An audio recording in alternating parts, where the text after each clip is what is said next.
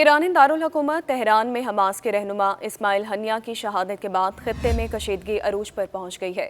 اسرائیلی ذمہ داران کا کہنا ہے کہ اسماعیل ہنیہ اور گزشتہ ہفتے بیروت میں حزب اللہ کے ایک سینئر رہنما کی شہادت کے جواب میں لبنانی جنگجو تنظیم حزب اللہ تل ابیب کے وسط میں اسرائیلی فوج کے صدر دفتر کو نشانہ بنا سکتی ہے۔ اسرائیلی ذمہ داران نے انگریزی ویب سائٹ کو بتایا کہ حزب اللہ کی جوابی کارروائی میں موساد کے صدر دفتر اور انٹیلیجنس مراکز پر بھی حملے ہو سکتے ہیں۔ مزید یہ کہ حزب اللہ کے ممکنہ اہداف میں شامل اڈے شہری علاقوں کے نزدیک واقع ہیں۔ ایک اسرائیلی ٹی وی چینل نے بتایا ہے کہ سیکیورٹی جائزے سے یہ بات سامنے آئی ہے کہ حملے میں پہل حزب اللہ ہی کرے گی۔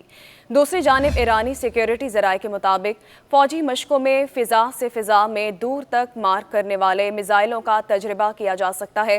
ایرانی فوج اور پاسداران انقلاب کی مشترکہ مشقیں ملک کے وسطی اور مغربی حصوں میں جاری ہیں۔ اس سے قبل ایرانی سرکاری خبررساں ایجنسی ارنا نے بتایا تھا کہ ایرانی فضائیہ کے سربراہ علی رضا صباحی کی موجودگی میں مشرقی حصے میں فضائی دفاعی ٹھکانوں کو ریڈار، میزائل اور ڈرون طیاروں کے نظام سے لیس کر دیا گیا ہے۔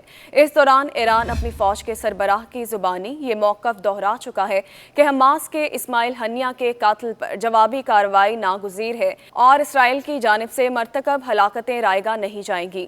ادھر متعدد امریکی ذمہ داران کی جانب سے یہ بات سامنے آ چکی ہے کہ ایران کی جوابی کارروائی محدود رہنے کی توقع ہے۔ واضح رہے کہ ایران حماس کے سابق سربراہ اسماعیل ہنیہ کی تہران میں ہلاکت کے ذمہ دار اسرائیل کو ٹھہراتا ہے، جبکہ اسرائیل نے بھی ابھی تک اس بات کی تصدیق یا تردید نہیں کی۔ عالمی فریق خطے میں بڑھتی جارحیت روکنے کے لیے کئی سطح پر کوشش کر رہے ہیں۔ دوسری جانب حماس کے سربراہ اسماعیل ہنیہ کی شہادت کے بعد ایران اور حزب اللہ کے انتقام کے اعلان کے بعد صہیونیوں کو جان کے لالے پڑ گئے ہیں۔ اسرائیل کو ایک بڑی جنگ کا خطرہ محسوس ہونے لگا۔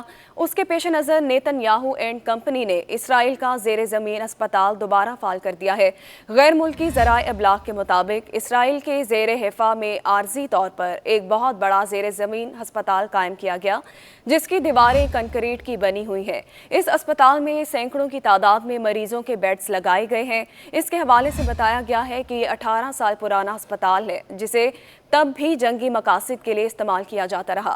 رپورٹ میں مزید وضاحت کے ساتھ بتایا گیا ہے کہ 2006 میں اسرائیل اور حزب اللہ کے درمیان ہونے والی جنگ کے دوران زخمیوں کے فوری علاج معالجے کے لیے بنکر کے طور پر یہ ہسپتال بنایا گیا تھا۔